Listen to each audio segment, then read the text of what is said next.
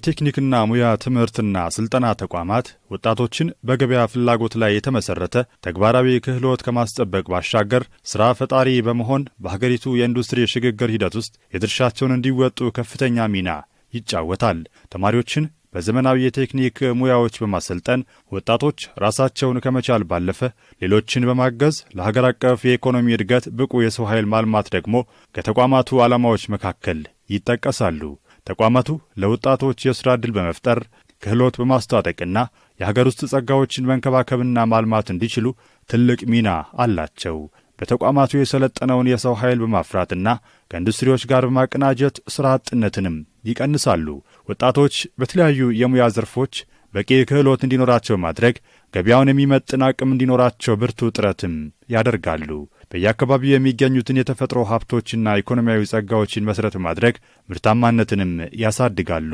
ከመንግሥትና ከግል ተቋማት ጋር በመሆን ሥራ ፈላጊዎችን በመለየት ወደ ሥራ እንዲሰማሩም ያደርጋሉ። ተቋማቱ በየዓመቱ በርካታ ቁጥር ያላቸውን ሰልጣኞች በማስመረቅ ወደ ሥራ እንዲሰማሩ ዕድል ሲፈጥሩም ቆይተዋል። ከሰሞኑ በደቡብ ምዕራብ ኢትዮጵያ ሕዝቦች ክልል ከሚገኙ የቴክኒክና ሙያ ተቋማት መካከል አንዱ የሆነው የሺሺንዳ ኮንስትራክሽንና ኢንዱስትሪያል ኮሌጅ ያሰለጥናቸውን ሰልጣኞች አስመርቋል። እኛም በምረቃው መርሃ ግብር ተገኝተን ተከታዩን መሰናዶ አዘጋጅተናል። ቆይታችሁ ከእኛ ጋር ይሁን። የሺሺንዳ ኮንስትራክሽንና ኢንዱስትሪያል ኮሌጅ ላለፉት ዓመታት በተለያዩ የሥልጠና መስኮች ሰልጣኞችን ተቀብሎ ሲያሰለጥን የቆየ ሲሆን ዘንድሮ ለሁለተኛ ጊዜ አስመርቋል።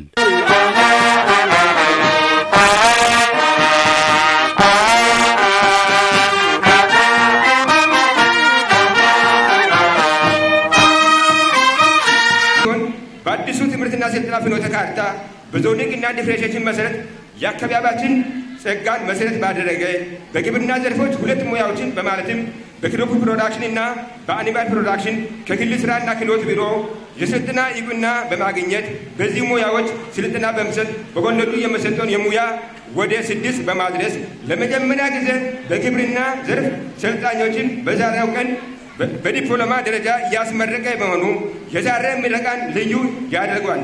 ውድ ተመራቂዎች በኮሌጃችን ለመጀመሪያ ጊዜ በግብርና ዘርፍ ተመራቂ በመሆናችሁ እንኳን ደስ አላችሁ።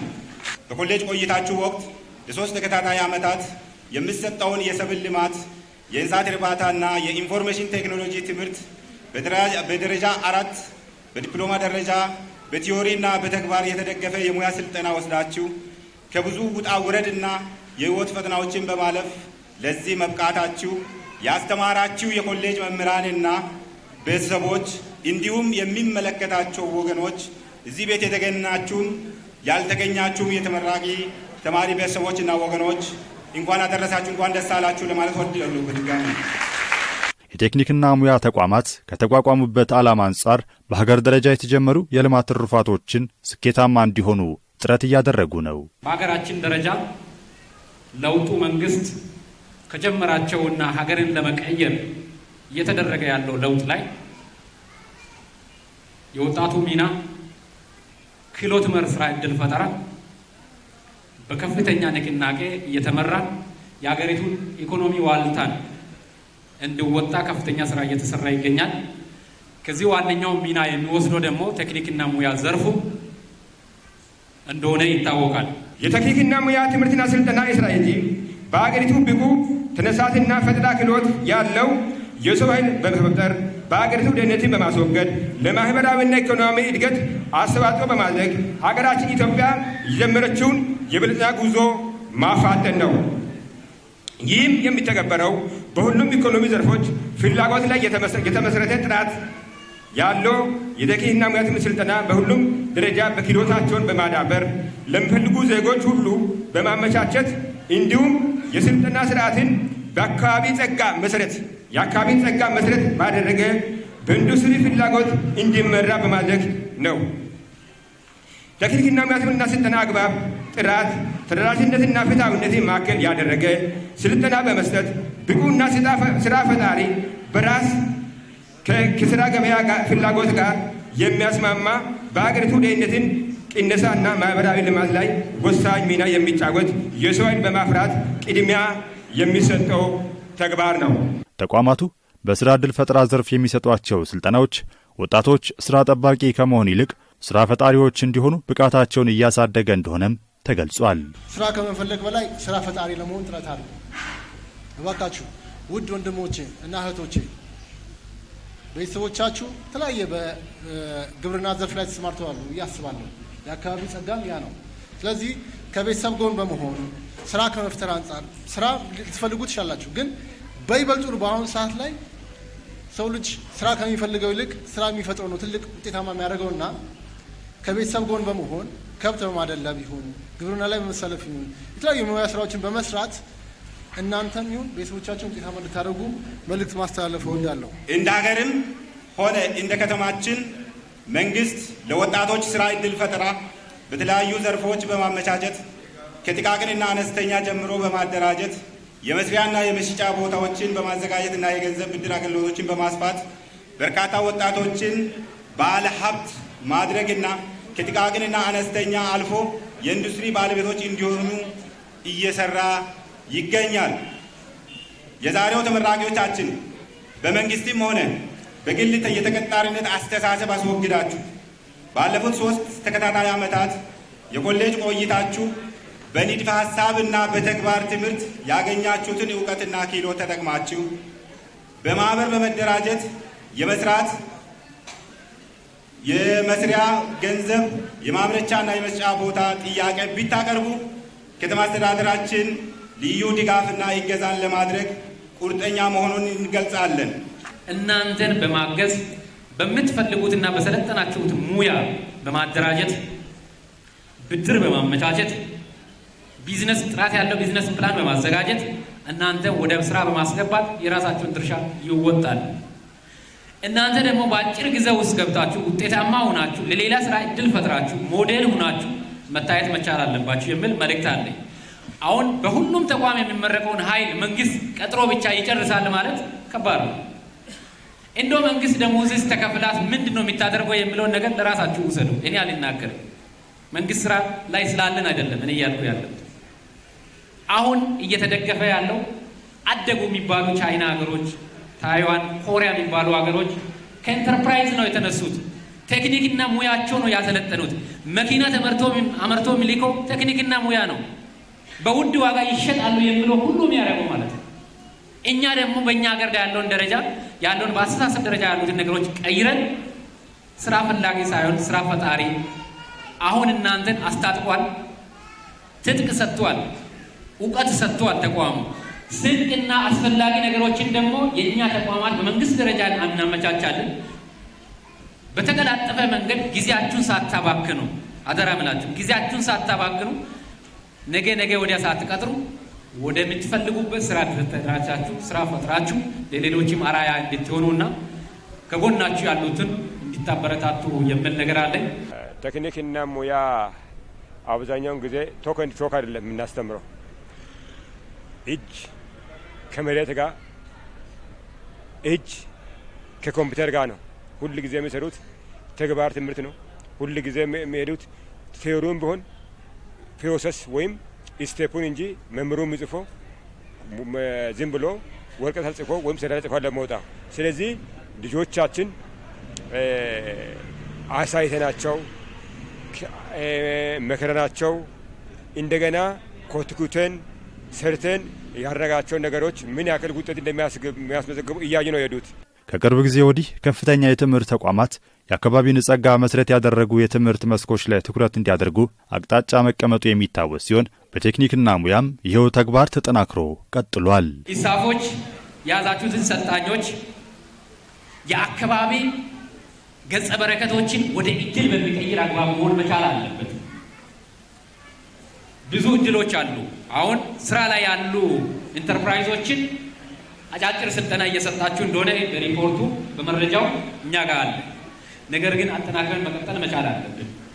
መደበኛዎችንም ቢሆኑ በአካባቢ ያሉ ጸጋዎችን ወደ እድል በሚቀይር አግባብ እና በፈጠራ የታከሉ ስራዎች ላይ ትኩረት ካደረግን ተቋማችን ሳቢ ማድረግ ወደኛ ተቋም ላይ ሰው እንዲመጣ ተማሪም እንዲመጣ በስፋት በጋራ መስራት መቻል አለብን የሚል አደራ ለማስተላለፍ ነው። ኮሌጁ የአካባቢ ጸጋ መሰረት አድርጎ የከፈተው የሙያ የመማር ማስተማር ስራ እንዲጀምር እና የሰልጣኞች በተግባር ስልጠና በቅቶ ለዛሬ ምረቃ በዓል እንዲደርሱ ድጋፍ ያደረጉ ሽሽንዳ ከተማ አስተዳደር ወይም የኮሌጁ ቦርድ በተግባር ስልጠና የሚውል 10 ዘመናዊ የጀበን ቀፎ 700 በላይ የ45 ቀን የዶሮ ጫጩት ከ70 በላይ በ3 ዓመት የሚደርስ የተዳቀለ የምርጥ አቮካዶ ከ300 በላይ የቡና ችግኝ በአጠቃላይ ከ300 ሺህ ብር በላይ የሚገመት ግብዓት በአይነት ለኮሌጁ ድጋፍ በማድረግ